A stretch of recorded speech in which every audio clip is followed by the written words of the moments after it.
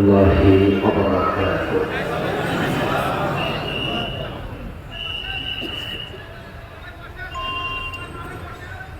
الحمد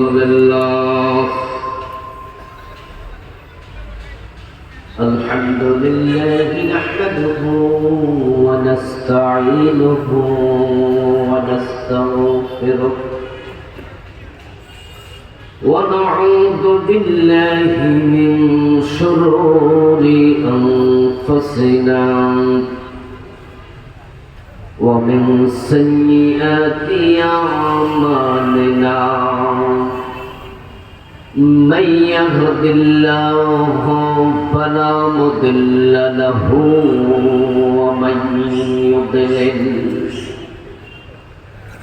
ومن يضلل فلن تجد له وليا مرشدا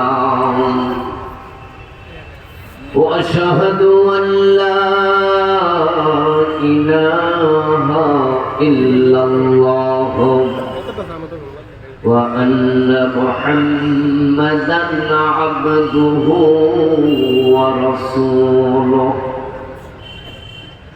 أما بعد فقد قال الله تعالى في كلامه المجيد أعوذ بالله من الشيطان الرجيم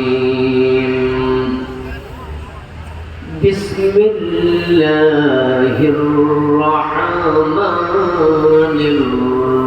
الرحيم يا أيها الذين آمنوا ادخلوا في السلم كافة ولا تتبعوا خطوات الشيطان إنه لكم عدو مبين قال رسول الله صلى الله عليه وسلم كانت بنو إسرائيل تسوسهم الأنبياء كلما هلك نبي خلفه نبي وإنه لا نبي بعدي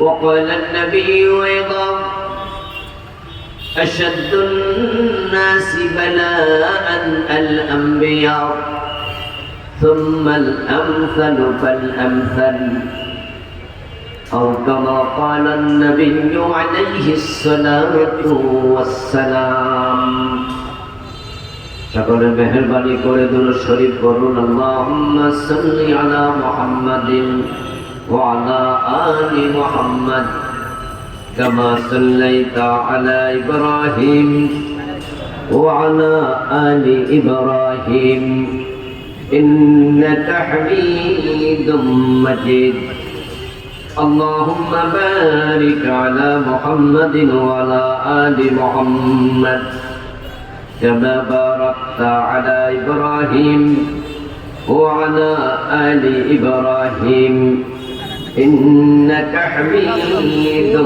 مجيد اللهم صل وسلم وبارك عليه বৃহত্তর জোয়ারা আল ইসলাম যুব সংঘের উদ্যোগে আয়োজিত আজকের এই চমৎকার তাফসীরুল কোরআন মাহফিলের মুআসসাস মুকাররম সম্মানিত সভাপতি সওয়ারা ইসলামিয়া ফাজিল মাদ্রাসার সম্মানিত সাবেক প্রিন্সিপাল বিশিষ্ট আলেম দ্বীন মহতারাম মৌলানা এবিএম লুৎফুর রহমান সাহেব আজকের মাহফিলের সম্মানিত প্রধান আলোচক ঐতিহ্যবাহী তামিরি মিল্লাত কামিল মাদ্রাসার সম্মানিত প্রিন্সিপাল বিশিষ্ট ইসলামিক স্কলার, লেখক, গবেষক, মুদাক্কিক, মুহাক্কিক, আলেম মুহতারাম মাওলানা ডক্টর হিফজুর রহমান হাফেজাহুল্লাহ ইনশাআল্লাহ ঈশার পর তিনি আলোচনা উপস্থাপন করবেন। আল্লাহ হুজুরের নেক হায়াত দারাজ করুন। আজকের মাহফিলে সম্মানিত আলোচক, আপনাদের এই চোয়ারার কৃতি সন্তান, চোয়ারা মাদ্রাসার সাবেক কৃতি ছাত্র, ইসলামী বিশ্ববিদ্যালয়ের সম্মানিত প্রফেসর, বিশিষ্ট গবেষক, নন্দিত আলেম মাওলানা ডক্টর মোহাম্মদ মুস্তাফিজুর রহমান হাফেজাহুল্লাহ বাইদান স্টেজে আছেন। আলোচনা করেছেন আমাদের সকলেরই পরিচিত জন, গলিয়ারা ইউনিয়নের সম্মানিত সাবেক চেয়ারম্যান, জননেতা মুহতারাম জহিরুল ইসলাম ভাই, মুফতি মামুন হুসাইন হাবিবি, মুফতি মুহতারাম জুবাইর মাহমুদ, মুফতি ওয়াহিদুর রহমান সাহেব সহ অন্যান্য সম্মানিত আলোচক বৃন্দ, অধ্যাপক সাইফুল হক চৌধুরী ভাই সহ এই মাহফিলের সম্মানিত আয়োজক বৃন্দ, উপস্থিত মুহতারাম উলামায়ে হযরত, ইসলাম প্রিয় তাওহীদি জনতা, পর্দার অন্তরালের সতী সাধবী সম্মানিতা মা ও বোনেরা, মঞ্চে আরো প্রবিষ্ট আছেন যে আমাদের এলাকার আরেকজন কৃতি সন্তান, জগন্নাথ বিশ্ববিদ্যালয়ের সম্মানিত সহকারী অধ্যাপক মহতারাম ফারুক ভাই, দিকে আসেন না, লন্ডন দেখুক না একটু, মহতারাম ফারুক ভাই, উনি জগন্নাথ বিশ্ববিদ্যালয়ের সহকারী অধ্যাপক। আপনারা সত্যি সৌভাগ্যবান। এই চোয়ারা মাদ্রাসা হাজার হাজার আলেম উপহার দিয়েছে নক্ষত্র তুল্য জাতির দিক নির্দেশনা দানকারী কিছু ইসলামী ব্যক্তিত্ব। এই মাদ্রাসাকে যারা প্রতিষ্ঠা করেছেন, তাদের মাঝ থেকে যারা বিদায় নিয়েছেন, আল্লাহ সকলের কবরকে জান্নাত করে দিন। আল্লাহ তাআলার বড় করুণা, দীর্ঘ 15.5 বছর পর আমরা এখন নির্দ্বিধায়, নির্বিঘ্নে, নিঃসংকোচে, কারো অনুমতি ছাড়া ঠিক আবার আগের মতো তাফসীর মাহফিল করার সুযোগ পাচ্ছি। দীর্ঘ 15 বছর মাঝখান দিয়ে একটি দুঃসময় আমরা অতিবাহিত করেছি। এটা ছিল বাংলাদেশের ইতিহাসে একটি কালো অধ্যায়। কোরআনের কথা বলতে জালেমদের কাছে অনুমতির জন্য যেতে হতো। তাদেরকে এই জন্যই জালেম বলছি, কারণ তারা আল্লাহর জমিনটাকে জবরদখল করে রেখেছিল। এই চুয়াড়াতে সর্বশেষ আমিও মাহফিল করছি, মনে অনেকদিন আগে, 2010-এ না, সাইফুল ভাইরাই আয়োজক ছিলেন। ওই পাশে ওনারা সম্পৃক্ত ছিলেন আয়োজনের সাথে। এরপরে 2010-এর পরে 24 পর্যন্ত 13 বছরের মতো আমাকেও তারা এখানে আসতে দেয় নাই। আমরা কি মাহফিলে এসে বাপদাদার গল্প শোনাই? আমরা কি নিছক কোন রাজনৈতিক দলের আলোচনা করি? আমরা কথা বলি আল্লাহর কোরআন থেকে। আপনাদের কাছে একটু জানবো, বলুন তো জমিনের প্রকৃত মালিক কে? কোরআন কার কালাম? আল্লাহর জমিনে আল্লাহর কালাম বলতে তাদের অনুমতি নিতে হবে কেন? এটা ছিল চরম পর্যায়ের জুলম, চরম পর্যায়ের বাড়াবাড়ি। আল্লাহ তাআলা এটাকে চরম অপছন্দ করলেন। আমাদের কষ্ট ইসলামের কণ্ঠস্বরকে স্তব্ধ করা, কোরআনের প্রচারকে বিঘ্নিত করা, এটা আল্লাহ নিজে পছন্দ করেননি। যার কারণে যারা আমাদেরকে এলাকায় আসতে দেয় নাই, এলাকায় আসতে বারণ করত, আল্লাহ তাদেরকে দেশ ছাড়া করে দিয়েছে। ওরা এখন আর মাথা উঁচু করে কথা বলতে পারে না। এটা তাদের উপর আল্লাহর গজব, এটা আল্লাহর শাস্তি। কারণ এবারের যে বিপ্লব, এই বিপ্লবটা দুনিয়ার কোনো মানুষ করে নাই, এটা করেছেন সরাসরি কে? আল্লাহ। তারা কোরআনকে, ইসলামকে নিচে নামিয়ে একজন নেতার আদর্শকে তারা উপরে তুলতে চেয়েছে। তারা ইসলামের গলায় সরাসরি ছুরি চালিয়েছে।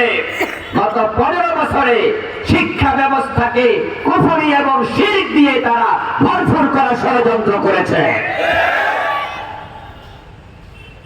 একই দেশে শিক্ষা ব্যবস্থা হচ্ছে জাতির মেরুদণ্ড। গাছের যদি কাণ্ড কেটে দেয়া যায় তাহলে গাছ মুখ থুবড়ে পড়ে, দাঁড়িয়ে থাকতে পারে না। তারা শিক্ষা ব্যবস্থাকে শেষ করে দিচ্ছিল। প্রতি বছর একটা করে কুফরি সিলেবাসে ঢোকাচ্ছিল। 2023-এ তারা বিবর্তনবাদ ঢুকিয়েছিল। ক্লাস 6-এর বইতে তারা ঢুকিয়েছে মানুষ নাকি আগে বানর ছিল। মানুষের প্রথম পুরুষ কি বানর না হযরত আদম? হযরত আদম প্রথম পুরুষ। এই কথাটা আল্লাহর কোরআনে আছে না নাই? ওই জায়গায় তারা ঢুকিয়েছে বিবর্তনবাদ, ওই নাস্তিক ডারউইনের থিওরি। পরে আলেম ওলামাদের প্রতিবাদে তারা থেমেছে। 2024-এ ঢুকিয়েছে সমকামিতা, এলজিবিটিকিউ। কোন মেয়ে নিজেকে ছেলে দাবি করলে সে ছেলে, কোন ছেলে নিজেকে মেয়ে দাবি করলে সে হয়ে যাবে মেয়ে। তারা এলজিবিটিকিউ শরীফ আর গল্পের আড়ালে এদেশে সমকামিতার সাপ্লাই দিতে চেয়েছে, যেটা সিলেবাসে 2024-এর বইতে ক্লাস 7-এ এখনো আছে। এইভাবে তারা শুধুমাত্র এলজিবিটিকিউ সাপ্লাই দেয়নি, শুধু বিবর্তনবাদের সাপ্লাই দেয়নি। এই যে সোয়ারা মাদ্রাসা আপনাদের পাশেই, তো আপনাদের বাড়িতে মাদ্রাসায় পড়ে এমন বাচ্চা কাচ্চা আছে ক্লাস 5-এ, ক্লাস 6-এ, 7-এর বইতে গিয়ে আজকেই বাড়িতে প্রয়োজনে দেখবেন বাংলাদেশের মাদ্রাসা শিক্ষা বোর্ড এই সিল দেয়া ছাপানো বইতে তারা হাফ প্যান্ট পরার মেয়ের ছবি ঢুকিয়েছে, বইয়ের মোড়কের মাঝে দোতারা সেতারার ছবি ঢুকিয়েছে, তারা বইয়ের ভিতরে মন্দিরের ছবি পর্যন্ত ঢুকিয়ে দিয়েছে। মাদ্রাসায় মন্দির আসবে কেন? মাদ্রাসার বইতে মন্দির কেন আসবে? আপনারা বলুন তো, মাদ্রাসায় কি দোতারা শেখানো হয়? হারমোনিয়াম বাজানো হয়? তো মাদ্রাসার বইতে মনকে হারমোনিয়ামের ছবি কেন আসবে? মাদ্রাসার বইতে দোতারার ছবি কেন আসবে? আপনাদের সোয়ারা মাদ্রাসায় যে মেয়েগুলো পড়ে সবগুলো মেয়ে দেখবেন বোরকা পরে যায়। মাদ্রাসাতে মেয়েরা পড়ে, সরকার একসময় আলিয়া মাদ্রাসায় মেয়ে ছিল না, কিন্তু পরবর্তী সরকারগুলো মেয়ে ভর্তি করাতে বাধ্য করছে, সিস্টেম বানাইছে। এরপরও আমরা আলেমরা আমাদের মেয়েদেরকে বোরকা ছাড়া মাদ্রাসাতে আসতে দেই না, এলাউ করি না। কিন্তু সে মাদ্রাসার বইয়ের মোড়কে হাফ প্যান্ট পরা মেয়ের ছবি ঢুকাই দিচ্ছে। তারা আসলে কি চেয়েছিল? তাদের প্ল্যানটা কি ছিল? তারা 560টি মডেল মসজিদ বানিয়ে বাংলাদেশের মুসলমানকে ধোঁকা দিয়ে ভোট নিতে চেয়েছে। তারা ভেবেছে দেশের মুসলমানকে বলবে আমরা ইসলামের পক্ষে, আমরা মডেল মসজিদ বানিয়েছি, আর মানুষ জিন্দাবাদ বলে বলবে যাও তোমাদেরকে ভোট দিয়ে দেব। এই তারাই বাংলাদেশে 560টি মডেল মসজিদ বানিয়ে আমাদের ভোট নেওয়ার জন্য পায়তারা করেছে। আবার মাদ্রাসার বইতে মন্দির ঢুকিয়ে দিল্লির দাদাবাদুদের মন পাওয়ার জন্য বুঝাতে চেয়েছে যে আমরা মাদ্রাসাতেও মন্দির ঢুকিয়েছি, তোমরা ক্ষমতায় আমাদেরকে রাখো। দুই দিক ম্যানেজ করে মুনাফিকের অভিনয় করেছে।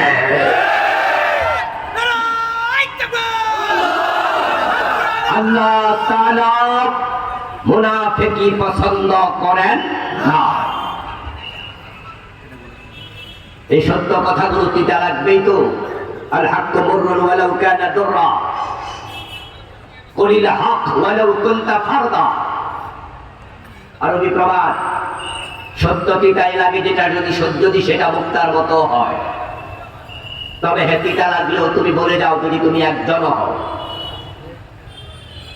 কথায় ভূমিকাতে আছি, ভূমিকাতে কথাগুলো বলছি, মূল আলোচনায় ঢুকলে এগুলো আর বলবো না। এই 12 বছর 13 বছর আমরা আসতে পারিনি এলাকায়, অথচ আমি নিজেও কুমিল্লার সন্তান। আমার এলাকা আসতে গিয়ে আমাকে পাসপোর্ট করে আসতে হবে।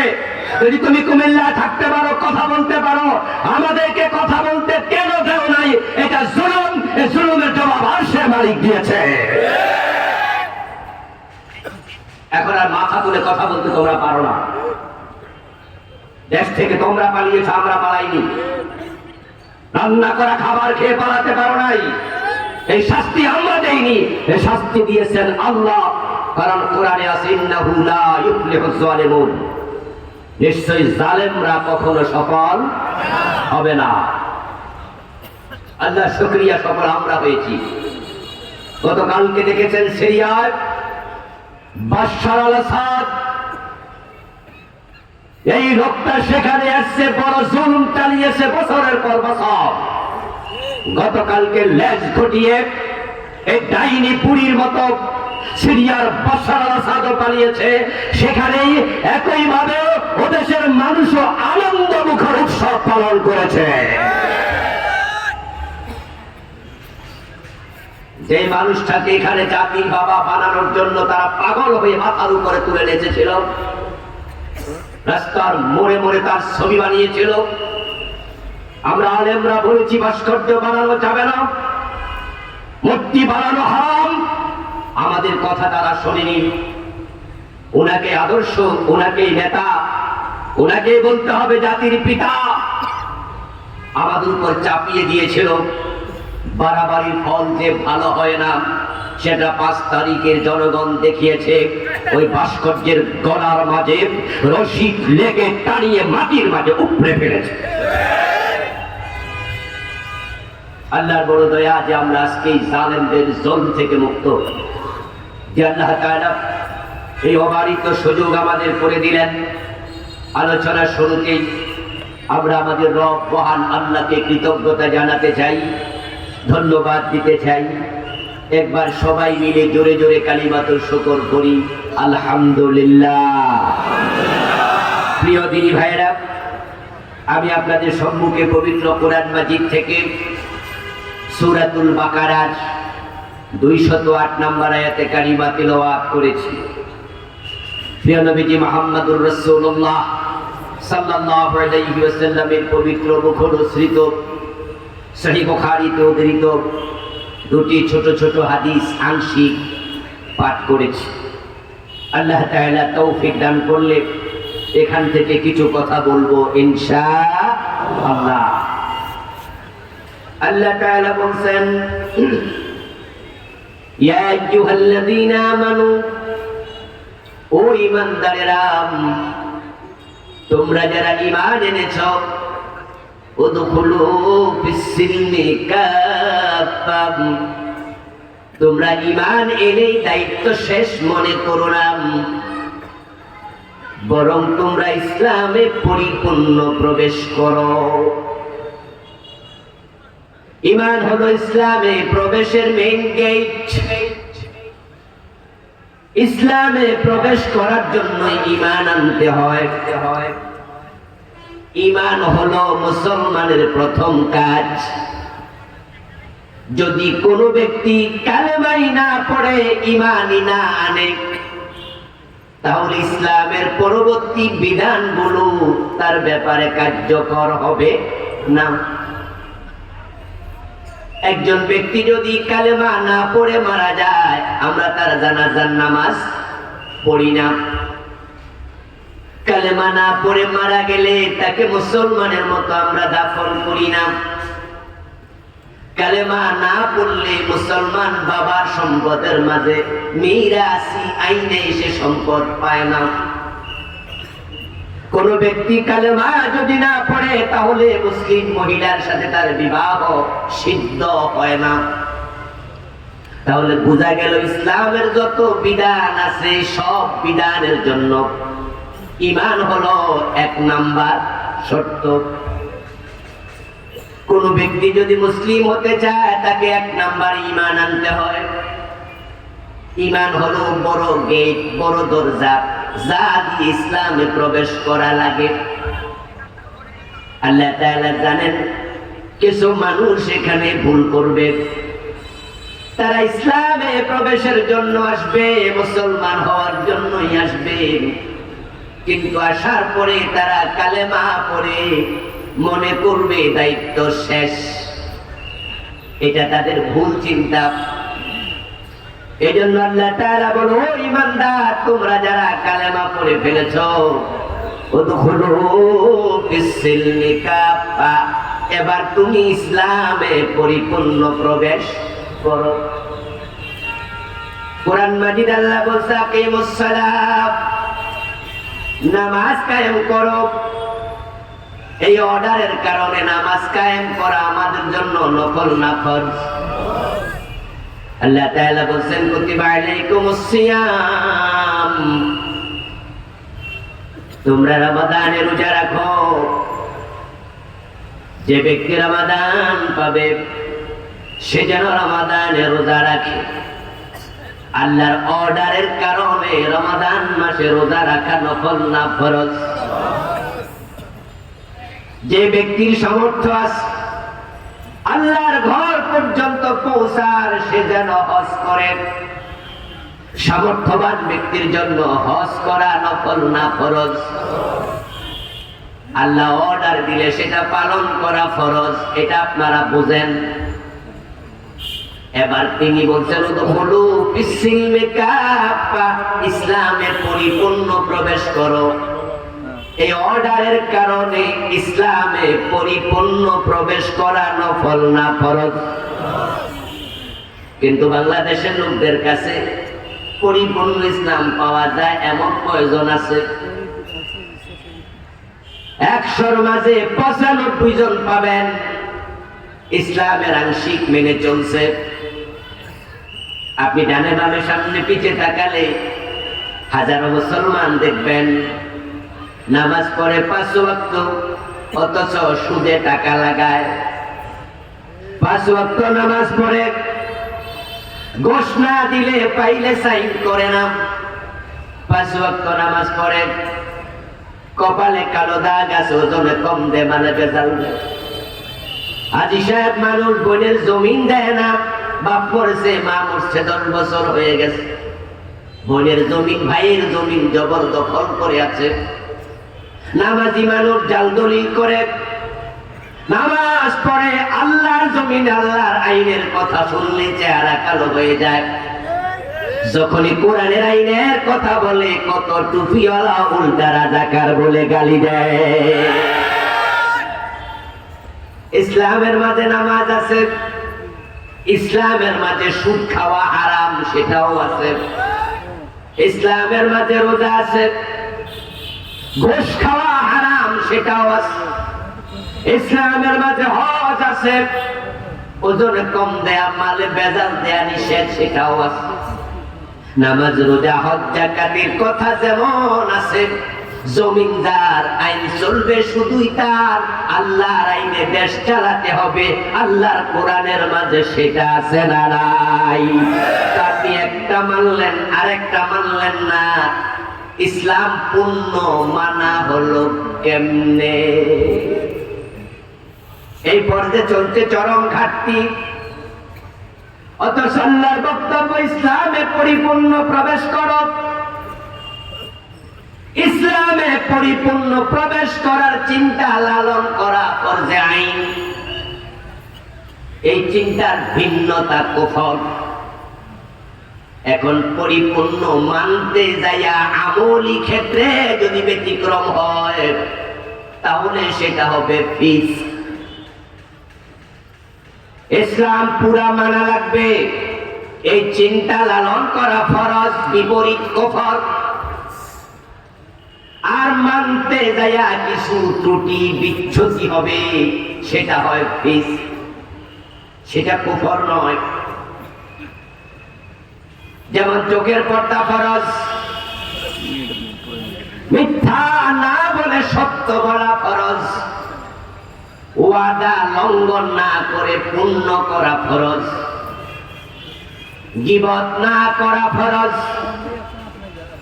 কিন্তু আমরা যারা এখানে আছি আমরা গীবতকে করিনি জীবনে, মিথ্যাকে জীবনে বলিনি, ওয়াদা 100% পালন করেছি, জীবনে একটাও ভাঙিনি। এরকম হিসাব করলে আমিও করব না, আমরা সবাই কোনো না কোনো বিচ্ছুতিতে আছি। কিন্তু আমাকে যদি প্রশ্ন করা হয়, এই যে আপনি গীবত করলেন, গীবত করা তো হারাম, আমি তখন একমত হয়ে বলবো জি। তাহলে কেন করলেন? আমি বলবো সরি। এই যে আপনি মিথ্যা বললেন, মিথ্যা বলা তো হারাম, এটা তো নিষেধ, আমি বলবো জি। তো বললেন যে বলবো আমি সরি, ওয়াদা রক্ষা করা ফরজ, কিন্তু আপনি তো এটা করেন নাই, আমি বলবো সরি। তাহলে আমার কাজটা ছিল সরি বলা, হলো তাওবা। আর অপরাধ করার পরে কেউ তাওবা করলে আল্লাহ অপরাধ মাফ করে দেয়। আল্লাহ ভালো করে জানেন তার এই বান্দাগুলো ইসলামের সব বিধান পরিপূর্ণ পালন করবে না, তারা কসুরি করবে। নবী আদমই পারে নাই, আর তার সন্তানরা কেমনে পারবে? আদম আলাইহিস সালামকে আল্লাহ তাআলা জান্নাতে দিয়ে নিষেধ করেছিলেন, ওই গাছের কাছে যেও না, যদি যাও ফাতাকুনা মিনাজ জালিমিন, জালেম হয়ে যাবে। কিন্তু তিনি তো গাছের কাছে গেলেন। হযরত আদম আল্লাহর অর্ডার লঙ্ঘন করলেন, কিন্তু আদমের দিকে তাকায় দেখেন, যখনই অর্ডার লঙ্ঘন করে ফেলেন, মাযা কাশজারা বাদাত লাহুমা সাওআতুহুমা, যখনই গায়ের জামা কাপড় খসে পড়ে গেল, আদম আলাইহিস সালাম বুঝে ফেললেন কাজটা ঠিক করি নাই।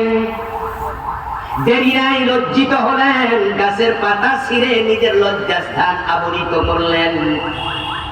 মনে মনে আবার ভাবছেন ভুল তো করে ফেলেছি, এখন ভুলের সংশোধন কেমনে হবে? এর আগে ভুল করার কোনো অভিজ্ঞতা আদমের নাই, তাই সংশোধনের নিয়মও তিনি জানেন না। কিন্তু মানুষের মনের খবর সবচেয়ে বেশি জানে কে? তাই ফাতালাক্কা আদামু মির রাব্বিহি কালিমাত, আল্লাহ তাআলা কোরআনে বলেন, আদম যখন মনে মনে ভাবছে ভুল তো করে ফেলেছি, তাফিকা ইয়াকসিফানি আলাইহিমা মিন ওয়ারাকিল জান্নাত, জান্নাতের পাতা দিয়া নিজের দেহ ঢাকতে শুরু করলেন, মা হাওয়া সহ মিলে। আর মনে মনে ভাবছেন কামনা করলাম কি? আল্লাহ তাআলা কেমনে তাওবা করা লাগে, সাথে সাথে আদমের কাছে তাওবার কালেমা নাজিল করে দিলেন। ফাতালাক্কা আদম মির রাব্বিহি কালিমাত ফাতাবা আলাইহি, আদম সাথে সাথে আল্লাহর পক্ষ থেকে কালেমা পেলেন।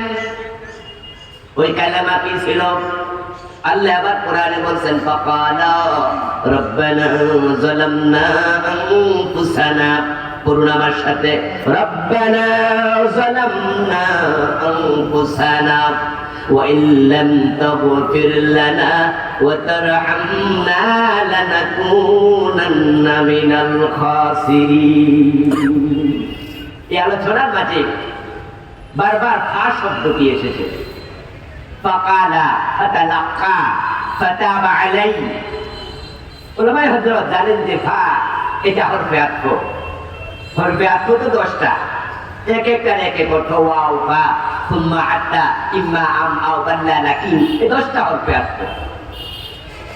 তার মাঝে ফা আসলে তাকিব, একটি কাজ সংগঠিত হওয়ার পর পর আরেকটি কাজ, ব্যবধান বেশিক্ষণ থাকবে না, কিছুক্ষণ পরেই হবে, এটার জন্য আসে ফা। আর ব্যবধান সহ হলে আসে সুম্মা, সুম্মা লিতারাফি। হযরত আদম আলাইহিস সালামের গাছের ফল ভক্ষণ করা, গা থেকে কাপড় খসে পড়া, তারপর আল্লাহর পক্ষ থেকে কালেমা প্রাপ্ত হওয়া, তারপরে তাওবা করা, টোটাল আলোচনার মাঝে আল্লাহ বারবার বলেছেন ফা। অর্থাৎ আদম নবী যখনই গাছের ফল খেলেন, তখনই গায়ের কাপড় পরে গেল। যখনই পরে গেল তখনই মনের মাঝে দুশ্চিন্তা তৈরি হলো, কামনা করলাম কি। অনুশোচনা আসলো, লজ্জিত হলেন।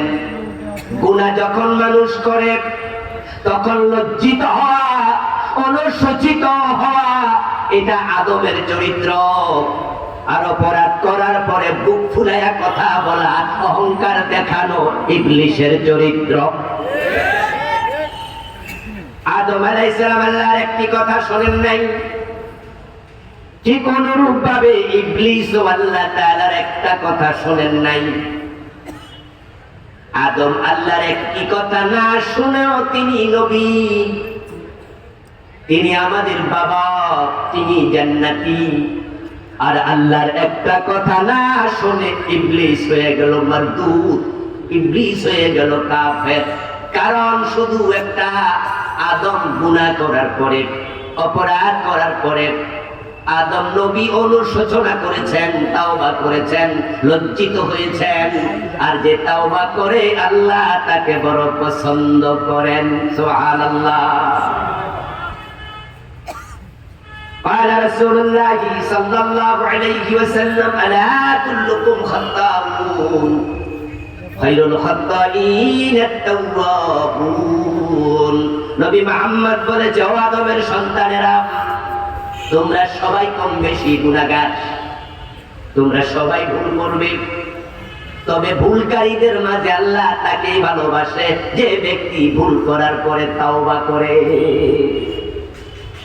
আদম আলাইহিস সালাম তাওবা করলেন, রব্বানা যালামনা আনফুসানা, এই তাওবা করার পরে ফাতাবা আলাইহি, আল্লাহ কুরআন মাজিদে বলছেন, অতঃপর আল্লাহ আদমকে ক্ষমা করে দিলেন। ফাতাবা আলাইহি ফাতালাক্কা আদম মিন রাব্বিহি কালিমাতিন ফাতাবা আলাইহি। আর বাংলাদেশে আমরা ওয়াজে কই হুজুররা 350 বছর কাঁদছে, কাঁদতে কাঁদতে নাকি তারপরে আরাফার মাঠে গেছে, তারপরে গিয়ে এই করছে, রাসূলুল্লাহর ওসিলা দিছে, হ্যাঁ রাসূলুল্লাহর ওসিলা দিয়া তারপরে ক্ষমা পাইছে।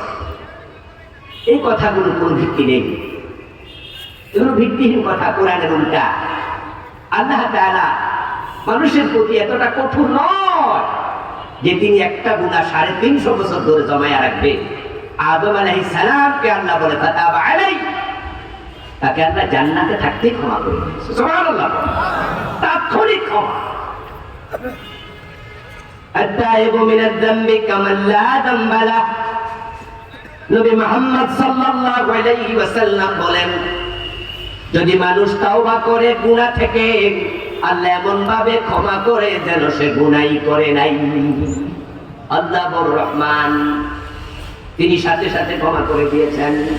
এটাই হলো পায়ের মজমুন, পায়ের অর্থ, পায়ের মূল মেসেজ। যদি আদম নবী এক গুনাহ করে 350 বছর পরে ক্ষমা পায়, তাহলে আমরা 350 বছর হায়াত পাবো কয়জনে? তো গুনাহ তো করছি অনেক, তওবা করেও তো লাভ নাই, ক্ষমা তো হবে ধীরে ধীরে। 250 বছরও পাবো না, 150 বছরও পাবো না, 100 বছরও তো অনেকে পাবো না। তাহলে কি রেজাল্ট দাঁড়াবে? আদমের সন্তান গুনাহ করলে জাহান্নাম ছাড়া উপায় নাই। আর যদি তার বিপরীত হয়, তওবা করলে সাথে সাথে ক্ষমা হয়, তাহলে আল্লাহর রহমান নামের প্রাধান্য পায়।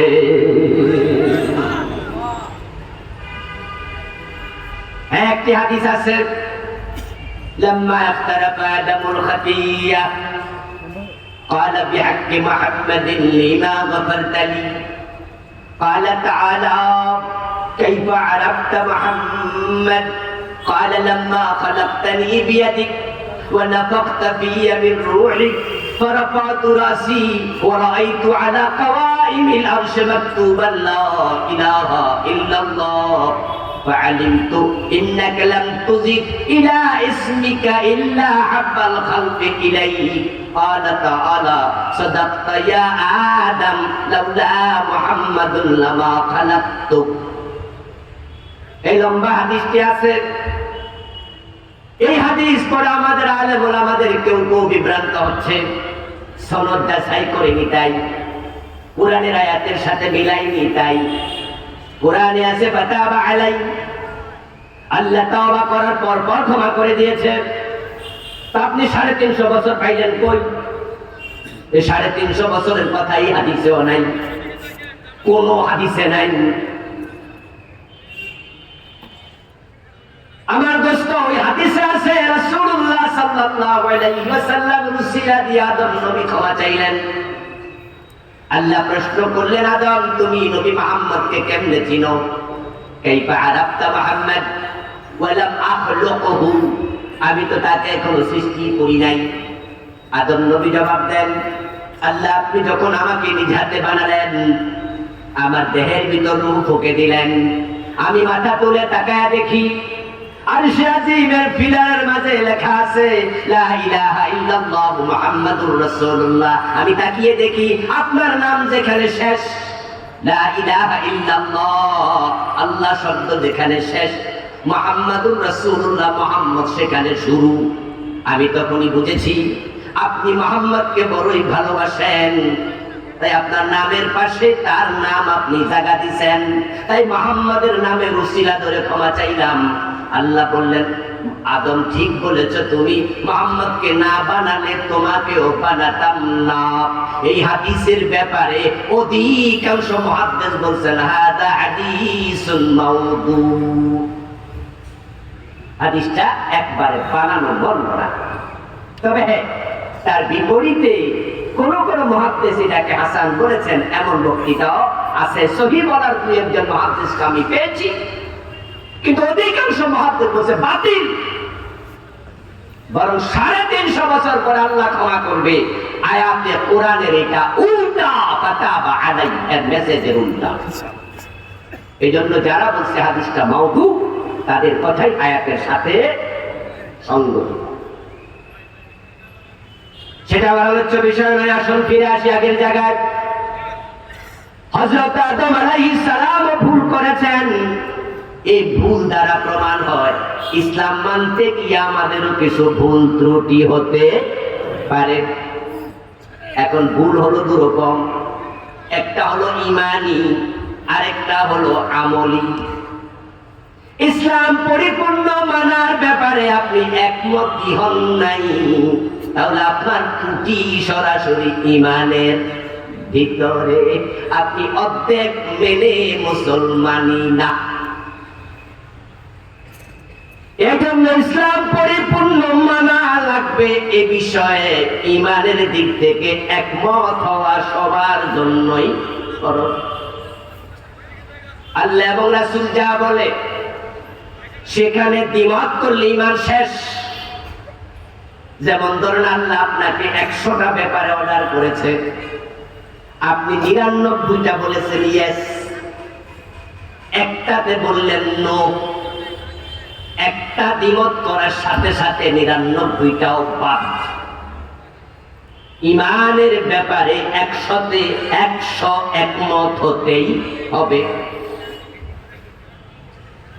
মানব যদি কোরআনের ব্যাপারে সামান্য একটা অক্ষরে দ্বিমত করে সে কাফের। এ বিষয়ে আশা করছি আপনারা একমত হবেন। কোন হিন্দুকে আপনি প্রশ্ন করুন, তুমি কোরআন মানো কতটুকু? বলবে মানি না। তখন তার ব্যাপারে আমাদের ফতোয়া হবে, তুমি কোরআন মানো না, তুমি কাফের। একজন মুসলমানকে প্রশ্ন করলেন, তুমি কোরআন মানো? বলল হ্যাঁ 15 পারা মানি। তার ব্যাপারে ফতোয়া কি? আরেকজন বলল 29 পারা মানি। ফতোয়া কি? যদি বলে 114 সূরার মাঝে 113 সূরা মানি, 1 সূরা মানি না। হিন্দু যেমন পুরা কাফের, যে 1 সূরা মানে না সে পূর্ণ। কেউ যদি বলে পুরা কোরআন সব মানি, ইল্লা হারফান ওয়াহিদা, একটা হরফ মানি না, একই ফতোয়া কিও। আল্লাহ তাআলা বলেন, মা কানা লিমুমিনিন ওয়ালা মুমিনাতিন ইযা কাদাল্লাহু ওয়া রাসূলুহু আমরান আইয়াকুনা লাহুমুল খিয়ারাতু মিন আমরিহিম। আল্লাহ এবং রাসূল যখন কোনো কথা বলবেন, তোমরা যারা কালেমা পড়েছো তোমরা আল্লাহ এবং রাসূলের কথা মানতে এতটাই বাধ্য, মানবো কি মানবো না এই চিন্তা করার অধিকারও নেই। বরং ইয়াকুলু সামি'না ওয়া আতা'না, যখনই তুমি ঈমানদার থাকতে চাও তোমার একটাই কথা হবে, সেটা হলো শুনলাম এবং মানলাম। শুনতে দেরি, মানতে দেরি করা। قال رسول الله صلى الله عليه وسلم المؤمن كالجمل الأنف حيثما قيد ينقاد। নবীজি মুহাম্মদ বলেন, তুমি তখনই মুমিন হবে যখন তুমি নিজেকে মনে করবে সেই ওটের মতো, যে ওটের নাকের ভিতরে মালিক রশি ঢুকাইয়া দিছে। নাকের ভিতরে মালিক যদি রশি ঢুকাইয়া দেয়, তাহলে মালিক টানে যেদিকে কদম দিতে হবে সেদিকে। উল্টা পাল্টা কদম দিলে নাক ছিঁড়ে যায়। ঈমান আনার পরে এই কোরআনে আমার আল্লাহ যা বলেছেন তা ওই উটের মতোই মানতে হবে। সামান্য দ্বিমত করলে ঈমান চলে যায়। আপনারা কি কাদিয়ানীর নাম শুনেছেন? একটু আওয়াজ দিয়েন, কাদিয়ানীর নাম শুনেছেন? বলুন তো, কাদিয়ানীরা কি মুমিন না কাফের? তাদের কি মসজিদ নাই, নামাজ পড়ে না, টুপি দাড়ি নাই, পাজামা পাঞ্জাবি নাই, তো কাদিয়ানীর কাফের বলেন কেন? তারা কি কালেমা পড়ে না? কাদিয়ানী মসজিদের মুয়াজ্জিন কি আশহাদু আল্লা ইলাহা ইল্লাল্লাহ এই আযান দেয় না? আশহাদু আন্না মুহাম্মাদার রাসূলুল্লাহ আযানের মাঝে কি তাদের এই কালেমা তারা বলে না? তো কাদিয়ানীর মুয়াজ্জিন কাফের হয় কেমনে? এটাই মাত্র কালেমা পড়ছে, দিনে 5 বার আযান।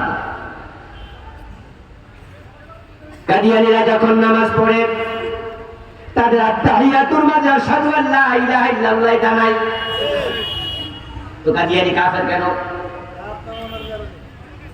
আমার দোস্ত, কাফের হওয়ার কারণ তারা আল্লাহর কোরআনের একটা মেসেজ মানে না। অনলি ওয়ান মেসেজ, সেটা হলো খাতামান নবিয়্যিন, আমার নবী মুহাম্মদ শেষ নবী।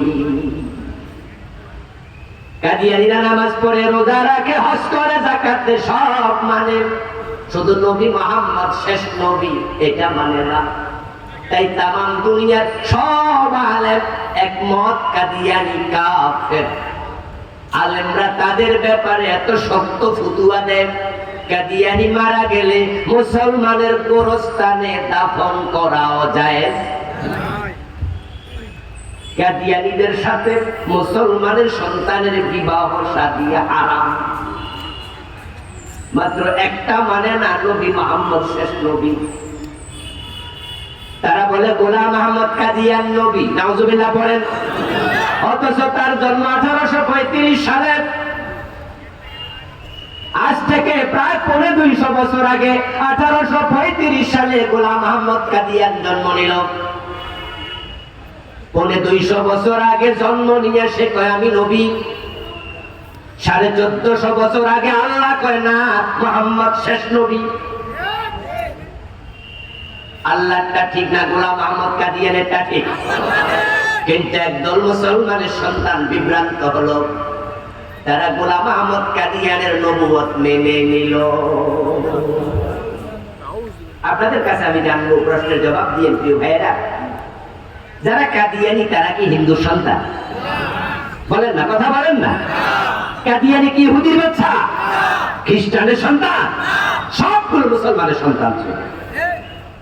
গোলাম আহমদ কাদিয়ান সে নিজে মুসলমানের সন্তান, এই জন্য তার বাবা নামই রাখছে আহমদ, আমাদের রাসূলের নামে নাম রাখছে। এবং সেটা আরো এসকের কিছু ব্যাপার আছে, ওই যে গোলাম আহমদ, সে আহমদ না, আহমদের গোলাম। আমাদের দেশে একজন পীর সাহেব আছে, আমি নাম করব না, নারায়ণগঞ্জের দিকে উনার খানকা আছে। এখন বাংলাদেশে মোটামুটি আহলে হকের পক্ষে উনি শক্ত কথা বলে, কাদিয়ানীদের বিরুদ্ধে উনি খুব মোটামুটি গর্জিয়াস কথাবার্তা বলে। নাস্তিকদের সাথে কিছু বিভিন্ন জায়গায় আলোচনা করেও সুনাম কুড়িয়েছে। সেজদা ফিকলেও কিন্তু তিনি আলোচনা করছেন আমাদের ডাক্তার জাফরুল্লাহর সাথে।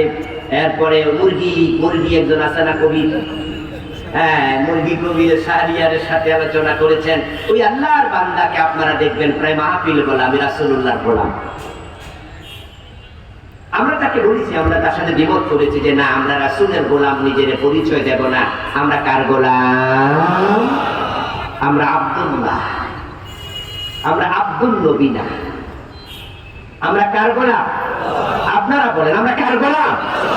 আমরা আব্দুল্লাহ। কুনু ইবাদাল্লাহ ইখওয়ানা, রাসূলকে তোমরা সবাই আল্লাহর বান্দা, নিজেরা ভাই ভাই। কার বান্দা? আশহাদু আন্না মুহাম্মাদান আবদুহু ওয়া রাসূলুহু। রাসূল নিজেও তো আল্লাহর বান্দা। কিন্তু আমাদের বিশ্বাস মাঝে মাঝে ওয়াজের মাঝে কয় রাসূলুল্লাহর গোলাম, আমি রাসূলুল্লাহর গোলাম। আচ্ছা, এই যে রাসূলুল্লাহর গোলাম নিজেকে পরিচয় দেয়, এই পরিচয়ের মাঝে উনি বুঝাতে চায় যে রাসূলের প্রতি শ্রদ্ধা ভক্তি উনার অনেক বেশি, এটাই তো বুঝাতে চায়। তাহলে গোলাম মোহাম্মদ কাদিয়ান তার বাবা রাসূলুল্লাহর প্রতি শ্রদ্ধা ভক্তি থাকার কারণে ছেলের নাম রাখছে গোলাম আহমদ। হিন্দুর ছেলে হলো তো গোলাম আহমদ থাকতো না। আল্লাহর হাবিবের শেষ নবুয়ত বিশ্বাস না করে সব পুরা কাদিয়ানি কাফের হলো। কোরআনের একটা মেসেজ মানলো না, শেষ। এবার বলুন, ইবলিস শয়তান মুমিন না কাফের? এই সোয়ার ভাইরা কথা জোরে কই কইব? ইবলিস মুমিন না কাফের? আবা ওয়াস্তাকবারা ওয়া কানা মিনাল কাফিরিন। আবা ওয়াস্তাকবারা ওয়া কানা মিনাল কাফিরিন। আল্লাহ নিজে কই সে কাফের। যারা জবাব জানেন আলেম ভাইরা একটু বিশেষ করে কথা বলুন তো, ইবলিস আল্লাহর কয়টা আইন মানে নাই? একটা। কাদিয়ানি একটা মানলো না, তারা হয়ে গেল কাফের। ইবলিস একটা মানলো না, সেই হয়ে গেল কাফের। এতে বোঝা যায় ইসলাম 100% মানতেই হবে, না হয় কিন্তু কাফের হওয়া লাগে। মেনে নেওয়ার ক্ষেত্রে 100% কোন সাথ। অঙ্কের মতো আছে, অঙ্কের মতো। অঙ্ক যদি 10 লাইন লম্বা হয়, 9 লাইন ঠিক হয়েছে, 1 লাইন ভুল হয়েছে, 10-এ কত? যে 10-এ 10টা ভুল করছে 10 লাইনে, সেই কত? ইয়েস। যে 10 লাইনে 10 ভুল করছে সে 0, যে 1 ভুল করছে সেও 0। ইসলাম মেনে নেওয়ার ক্ষেত্রে ঠিক তাই। কাফেররা একটা আইনও মানে না, তারা কাফের। আর কাদিয়ানি শুধু একটা মানে না, তারাও কি? হিন্দুরা ইসলামের একটাও মানে না, কাফের। আর কাদিয়ানি শুধু একটাই মানে না, কাফের।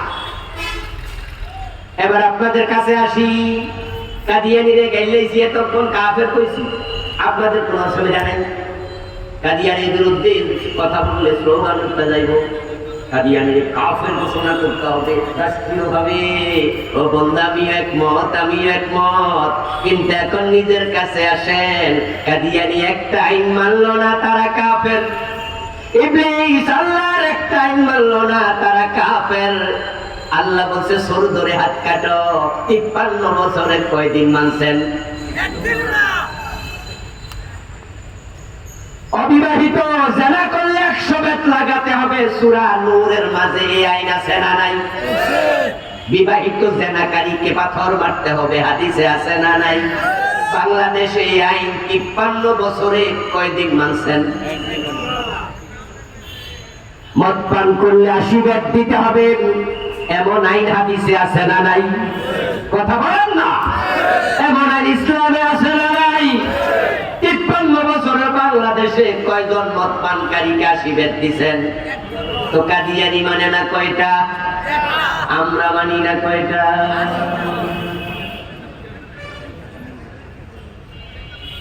আল্লাহ বলেন ইনিল হুকমু ইল্লা লিল্লাহ আলা লাহুল খালকু ওয়াল আমর ওয়া মান লাম ইয়াহকুম বিমা আনজালাল্লাহু ফাউলাইকা হুমুল কাফিরুন। আল্লাহ বলে, আল্লাহ ছাড়া কারো আইন চলবে না, জমিন যার আইন চলবে শুধুই তার। এই কথাটা আমার না, আল্লাহর। এবার আপনারা একটা আওয়াজ দেন তো, জমিন কার? আরো জোরে বলেন, কার? আইন চলবে কার? 53 বছর ধরে আল্লাহর আইন চলে না, ব্রিটিশ আইন চলে। তো ব্রিটিশ আইন মানলে আল্লাহর গোলাম হলেন কেমনে?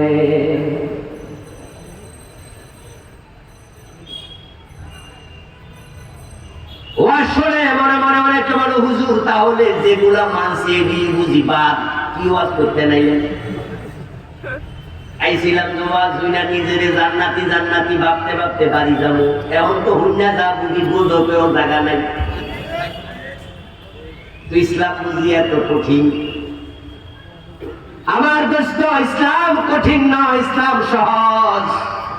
কিন্তু কঠিন আপনি বানাইছেন। আপনাকে আপনার রব বলছে ইসলামে পরিপূর্ণ ঢোকো, আপনি ঢুকতে রাজি হন নাই। দোষটা কি আল্লাহর নাকি? বাংলার জমিনে এমন কিছু আল্লাহর বান্দা তো আছে যারা আল্লাহ ছাড়া কারো আইন মানে না। আজ পর্যন্ত তারা আল্লাহ ছাড়া কারো আইন মানতে রাজি হয় নাই। বরং যারা জালেম তাদের সাথে এখানে দ্বন্দ্ব।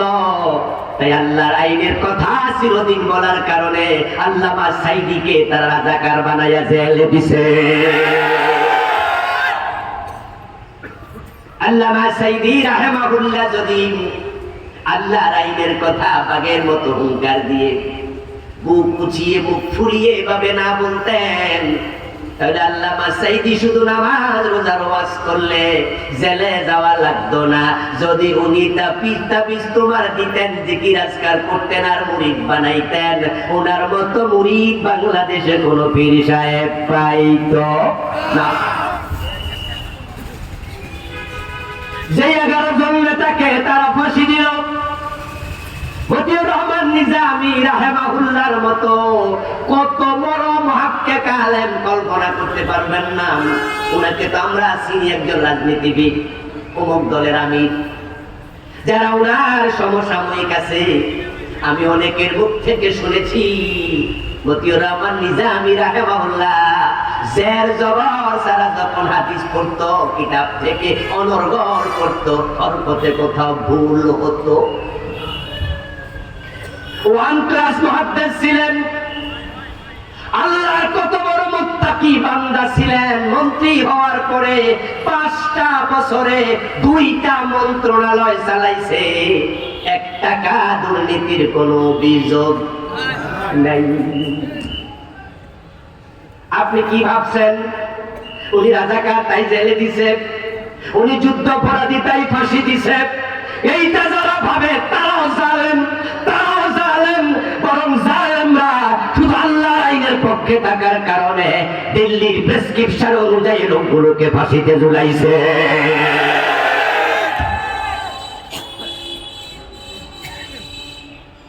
যে লোকেরা 5 বছর মন্ত্রী থাকাকালে 1 টাকা ঘুষ খায় না, লুট করে না, এতে বোঝা যায় তাদের অন্তরে আল্লাহর ভয় কত বেশি। আর যে লোকের অন্তর আল্লাহর ভয় আছে, সে অন্য মানুষের বাড়িতে আগুন দিতে পারে না। যার অন্তর আল্লাহর ভয় আছে, সে মানুষ হত্যা করতে পারে না। এই লোকগুলা যে আল্লাহরে ভয় করতো, তার প্রমাণ তো আমরা দেখেছি। 5 বছর মন্ত্রী 1 টাকা লুট করে না, খায় না। আর তোমরা যারা তাদের দোষ দিছ, তাদেরকে ফাঁসিতে ঝুলাইছ, তোমরা যে কত বড় লুটতরাজকারী, লুণ্ঠনকারী, এটা তোমরা নিজেরাই তো বলেছ। নেত্রী নিজেই বলছে তার বাড়ির পিয়ন হলো 400 কোটি টাকার মালিক, ঠিক না? বলে নাই? বলে নাই? নিজেই বলেছে যে আমার বাড়ির পিয়ন 400 কোটি টাকার মালিক। আমার প্রশ্ন, পিয়ন যদি 400 কোটি টাকার মালিক হয়, তাহলে বাড়িওয়ালা কয় কোটি টাকার মালিক? হিসাব করতে পারবেন না। কারণ এসালাম গ্রুপ ইসলামী ব্যাংকের 18টি শাখা থেকে টাকা পাচার করেছে 80,000 কোটি। ব্যাংকের আরো শাখা আছে, সেভিয়ার আছে, আরো আছে, আরো কত ব্যাংক তারা লুট করেছে। এই লুট একা এসারম করে নাই, এই লুটের পেছনে বাংলাদেশ যারা চালাইছে তাদেরও কালো হাত আছে না নাই? আর তাদেরকে তোরা রাজাকার বললি, ফাঁসি দিলি, যুদ্ধাপরাধী বলে 5 বছরে 1 টাকাও দুর্নীতি করে নাই। এতে বোঝা যায় লোকগুলোর অপরাধ শুধু একটা, আল্লাহর জমিনে আল্লাহর দিন কায়েমের কথা বলা। ইসলাম পুরা না মানলে ইমানই তো থাকে না। আপনারা অর্ধেকটা ইসলাম নিয়ে আল্লাহর কাছে যাবেন না। মানতে গিয়ে যেখানে ভুল হয় ওখানে তাওবা করেন। অর্ধেক মেরেছে, অর্ধেক মানেন নাই, আপনি মুমিন নন। এটা আল্লাহর কথা। আফাতুমিনুনা বিবাদিল কিতাব ওয়া তাকফুরুনা বিবাদিন ফামা সাজা। ইসলামের কোরআনের কিছু মানবা, কিছু মানবা না, তোমার কোনো পুরস্কার আমি আল্লাহর কাছে নাই। ফামা সাজা, কোনো প্রতিদান নাই। ইল্লা খিজিউন, যেটা আছে সেটা হলো শুধু লাঞ্ছনা, শুধু গঞ্জনা। আসলে তো তাই তো হয়। এই যে আপনাদের বাড়ি সোয়ারা বাজারের পাশে, অনেকের বাড়ি ফুয়াগাজী বাজারের পাশে, মাগরিবের পর আপনার বউ আপনাকে বলল ঘরের মাঝে তো মোমবাতি নাই, এটা মোমবাতি নিয়ে আসো তো, কখন কারেন্ট চলে যায় বলা তো যায় না। আপনি মোমবাতি কিনবেন মাত্র 10 টাকা দাম, কিন্তু ড্রয়ারটা টান দিয়ে দেখেন আলমারি 1000 টাকার একটা নোট আছে। 1000 টাকার নোট দেখে আপনি চিন্তায় পড়লেন যে বুড়া মানুষ 10 টাকার মোমবাতির জন্য 1000 টাকার নোট নিয়ে বাজারে যাবো, এই টাকা যদি হারাইয়া যায় বিশাল লস।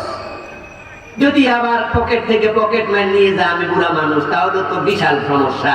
কি করি, টাকা ছাড়া গেলে তো মোমবাতিও দেবে না, আবার 1000 টাকা নেয়ার মাঝেও তো রিক্স আছে, আহারে বান্তি নাই, কি করি কি করি। হঠাৎ মাথায় বুদ্ধি আসলো, মাঝখানে ছিড়া নেই।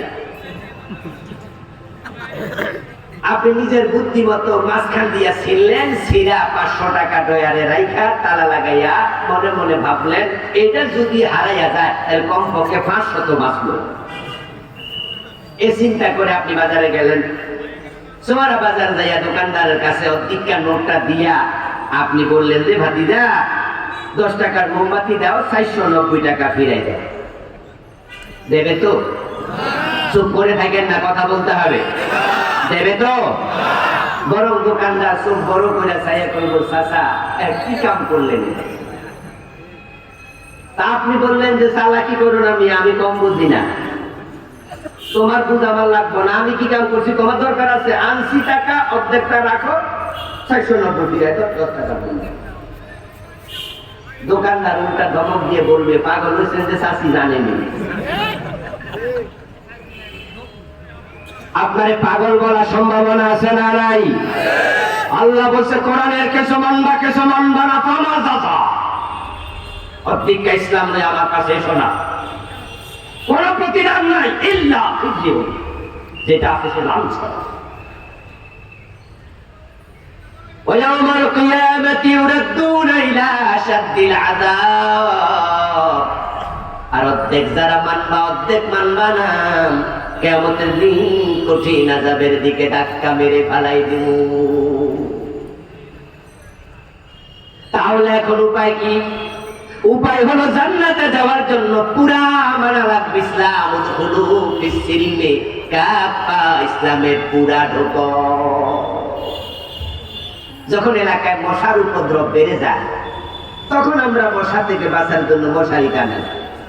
আচ্ছা, মশারি টানানোর পরে আপনি মশারির ভিতরে ঢুকলেন, দুইটা আপনার মাথা, আপনার পেট, আপনার পিঠ, আপনার 2 পা মশারির ভিতরে দিয়া শুধু হাতটা মশারির বাইরে রাইখা ঘুমাই গেলেন। এলাকার মশারা কি বেদান না খুশি? কিরে ভাই, কথা কি বুঝে যায় না? এলাকার মশারা কি বেদান না খুশি? বরং মশারা বলবে যে আমাদের উপদ্রব হলেও চলে। এবার মশারা এলাকার লোকদেরকে দাওয়াত দিবে, গান গাইয়া গাইয়া সতীর্থদেরকে ডেকে বলবে যে এখানে জিয়াফত চলছে, তোমরা অংশগ্রহণ। এবার বলুন তো, আপনার হাতের মাঝে যদি মশা হুল বসা, ডেঙ্গু মশা আছে, কলেরার জীবাণুবাহী মশা আছে, আরো কত ম্যালেরিয়ার মশা আছে। ওটা যদি হাতে জীবাণু দেয়, আপনার বাকি অংশে ট্রান্সফার হওয়ার সম্ভাবনা আছে কিনা?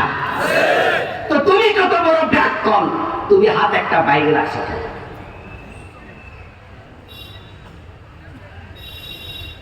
আল্লাহর জান্নাতে যাওয়ার জন্য ইসলামে ঢুকলেন, ঢোকার পরে আবার কিছু মানেন না, আপনি কত বড় ব্যাককল। কাদিয়ানি একটা মানল না, ঈমান শেষ। ইবলিস শয়তান একটা মানল না, তার ঈমান শেষ। আর আপনি গোসল সকালবেলায় ঘুম থেকে উঠে ওযু করে নামাজে দাঁড়ায় ইবলিসে গালাগালি শুরু করেন। নামাজে দাঁড়ায় একটু বলেন আউযু বিল্লাহি মিনাশ শাইতানির রাজিম, ও আমার রব আল্লাহ, তোমার কাছে অভিশপ্ত ইবলিস থেকে আমি ফানা চাই। ইবলিস পাশে খাড়ায়া কয়, আমারে গাইল্লায় কে ডারে? কে আমার অভিশপ্ত বলল? আমি যদি আমার রবের একটা আইন না মাইনা অভিশপ্ত হই, তোরা তো ডজন ডজন মানুষ না, এই তো তোর পকেটে ঘোষের টাকা আছে, তোর গায়ের জামার মাঝে সুদের টাকা আছে, যে জানা মাঝে খাড়াইয়া নামাজ পড়স, এটাও তো মালে বেজাল দিয়া কিনছ, ঠিক না? বেড়া তোর ফেটে হারাম, তোর গায়ে হারাম, তোর রক্তে হারাম, তুই খাস হারাম, তুই বোন ঠকাস, ভাই ঠকাস, তুই সুদ খাস। হাদিসে পাওয়া যায় যে রিবা 73 বাবান আইসারুহা আন ইয়ানকিহা রাজুলু উম্মাহ, সুদ খেলে 73টা গুনাহ হয়, সবচেয়ে ছোট গুনাহ নিজের মায়ের সাথে জিনা। আর তুই বেটা আমার কথা অভিশপ্ত করতে, আপনি যখন আউযু বিল্লাহ পড়েন, অভিশপ্ত শয়তান কোন শয়তান খুব রাগ দেয়া যায়, পারলে ফিরেই পাবেন। আল্লাহ সে ক্ষমতা দেয়নি। আমাদের অবস্থা হয়ে গেছে ঠিক তাই, চালুনি সুয়ের দোষ ধরে। চালুনি যেটা দিয়ে সেকে আমরা পিঠা বানাই না, চাল গুঁড়া কইরা, ওটার মাঝে ছিদ্রের অভাব নাই। ওই চালুনি সুইরে জিগায় তোর পিছনে ছিদ্র কেন? তখন আবার শুনে কই কি জবাব দিব নিজেও বুঝি না, তোর তো গুঁড়া গায়ে ছিল। ইসলাম পরিপূর্ণ মানার নিয়তে এগিয়ে আসুন। এশারের আযান হয়ে যাচ্ছে, আমরা সামনে আগাবো না, ইনশাআল্লাহ নামাজের পরে আলোচনা ধারাবাহিক চলবে। আজকের মতো এখানে শেষ করছি। আল্লাহ আমাদের পরিপূর্ণ ইসলাম মেনে চলার তৌফিক দাও, যেখানে ভুল হয় তওবা করার তৌফিক দাও, বলেন আমিন। প্রিয় ভাইয়েরা,